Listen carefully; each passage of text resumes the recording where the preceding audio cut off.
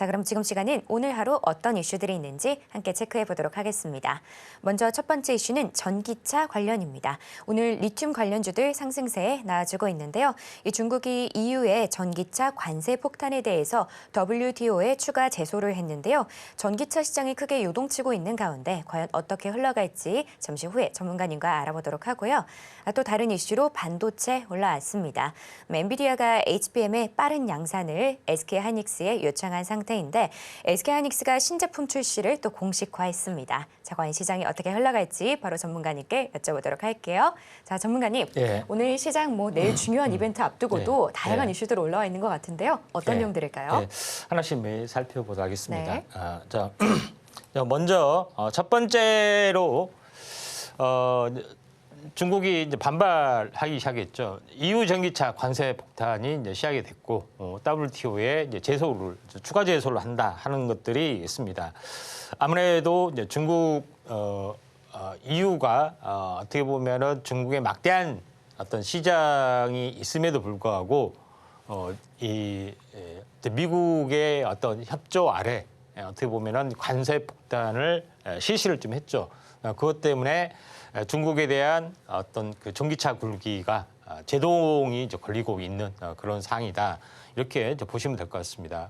물론 반대적으로 중국은 현재 자국 내에 있던 유럽에 대한 전기차, 자동차 여기에 대한 규제도 강화를 좀 해줄 수가 있겠죠. 그래서 딜레마가 많이 좀 형성이 되는 그런 상황이다 좀 생각이 되고 또 중국이 러우 전쟁에서 러시아를 적극적으로 지원하지 못한 이유도 여기에 있습니다.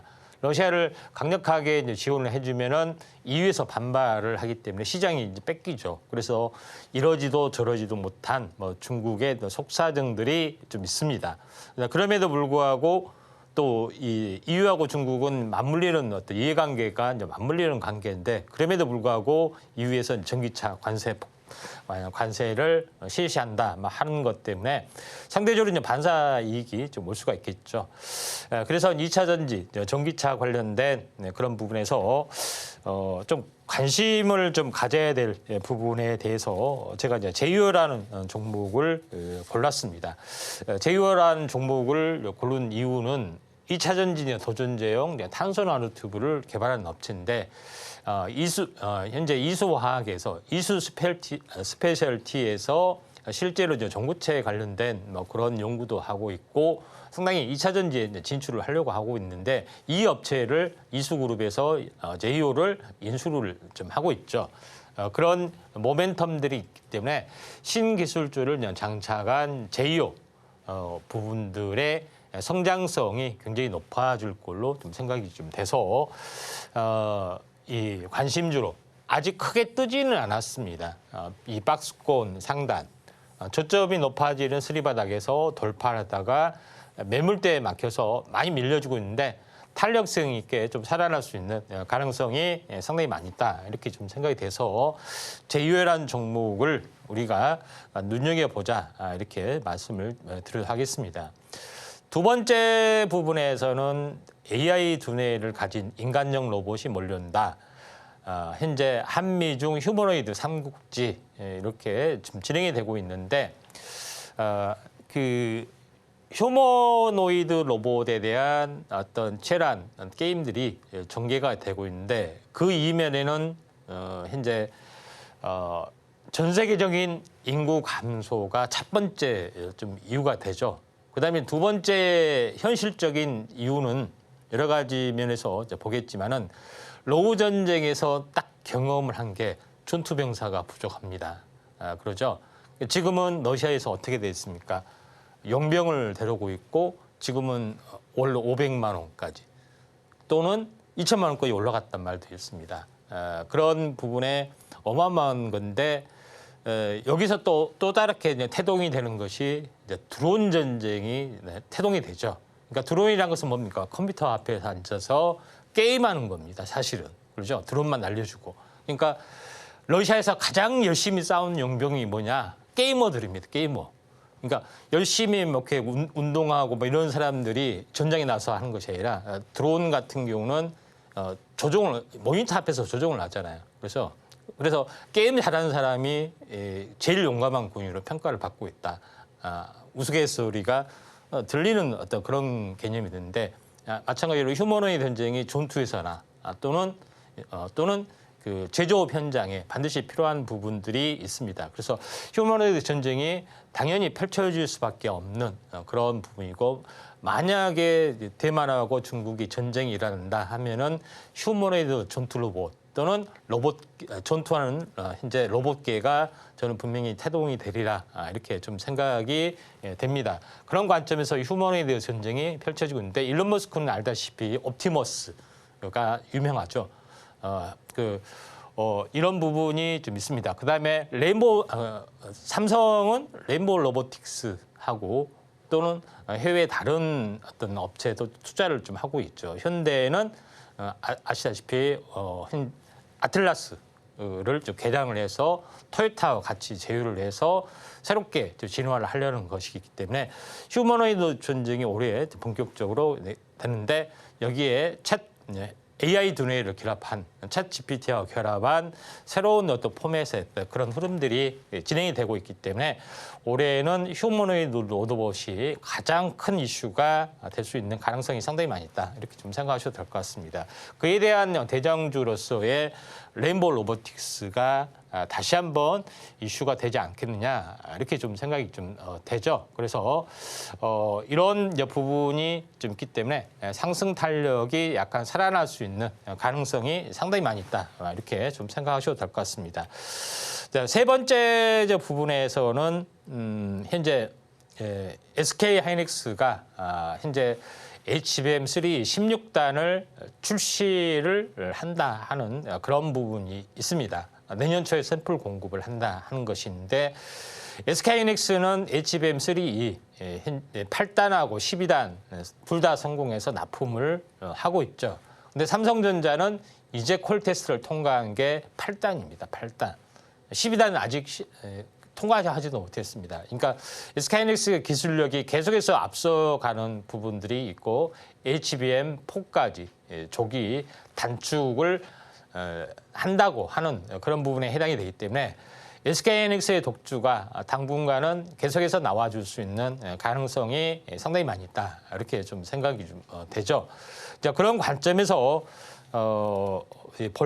보자면은 삼성하고 SK하이닉스 기술력이 약 6개월, 최소 6개월은 앞서 있다고 볼 수가 있는 그런 상황이다. 이렇게 좀 생각이 되고 있기 때문에 이런 부분들이 격차를 축소를 해야 하는데 축소될 기미가 상당히 보이지 않고 있기 때문에 SK하이닉스의 독주는 당분간 지속이 될 확률이 상당히 많이 있다. 이렇게 좀 생각하셔도 될 것 같습니다. 자, 그런 관점에서 약간 보실 필요가 있다. 이렇게 좀 생각이 되기 때문에 이 점 참고를 하시기 바랍니다. 자, HBM 관련된 그런 부분의 종목으로서 레크 머티리얼즈가 있는데 레크 머티리얼즈는 2차 전지 이제 소재주기도 하지만은 반도체 소재주기도 합니다. 반도체가 이제 미사될수록 어떻게 보면은 이 미세 전류를 차단하는 것이 필요한데 고유전율을 가진 하이K 물질 이런 것들이 필요한데 이런 물질 그다음에 이 방막 과정에서 이제 ALD라는 원자층 단위의 증착도 필요하죠. 이때 필요한 것이 그 직전 단계의 전구체를 만드는 그런 건데 이에 대한 원료 물질을 공급을 좀 하고 있고요. 또 2차 전지에서는 현재 황화리튬이 굉장히 중요한데 황화리튬을 만들 수 있는 특허 황화리튬 만들 수 있는 방법이 여러 가지가 있습니다만 또 다른 특허를 또 가지고 있기 때문에 성장성은 이미 좀 확보를 좀 해주고 있다. 이렇게 좀 생각에 대해서 아직 크게 오르지 않는 레크 머티리얼즈를 한번 관심 있게 지켜보자. 이렇게 말씀을 좀 드리도록 하겠고요. 그런 관점에서 이 부분도 이제 삼중바닥해서 터닝을 좀 해주려는 그런 양상을 보여주고 있기 때문에 레크 머티리얼즈도 우리가 주목을 할 필요가 있지 않느냐 이렇게 좀 생각이 좀 됩니다. 마지막으로 SK가 요즘 잘 나가고 있습니다. 그러죠? SK텔레콤도 AI 쪽 가지고 많은 사업들을 좀 해주고 있는데 지금 그 SKT의 연합령하고 네이버의 독자형 AI 서비스가 격돌을 해주고 있다 하는 뉴스가 나와주고 있습니다.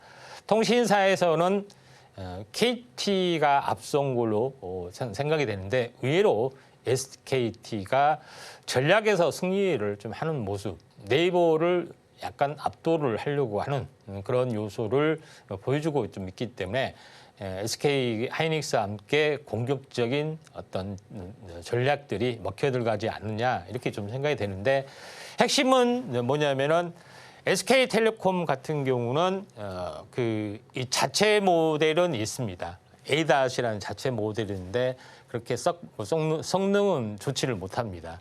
근데 외부의 모델, 챗GPT나 퍼블렉시티나 외부의 모델을 적극적으로 활용해서 커스터마이징에 완벽하게 성공을 좀 했고 이걸 통해서 얼라이언스를 회원사와 함께 얼라이언스를 구성하면서 강력한 생태계를 만들어서 AI를 쓰는 그런 것의 대중화를 보여주고 있는 반면에 네이버는 자체 하이퍼 클로바 X라는 자체 기반을 계속해서 폐쇄형으로 고집하고 사업을 펼쳐주고 있다 하는 것이 중요하다. 그런데 현 시점은 SK 텔레콤이 앞서 있는 그런 부분에 해당이 되기 때문에 요거에 대한 시사점이 상당히 강하다 이렇게 좀 생각이 되기 때문에 우리는 SK텔레콤이 또는 SK가 어떻게 AI 전략을 펼쳐 나가는지 궁금하지 않을 수가 없다 이렇게 해서 요거에 대해서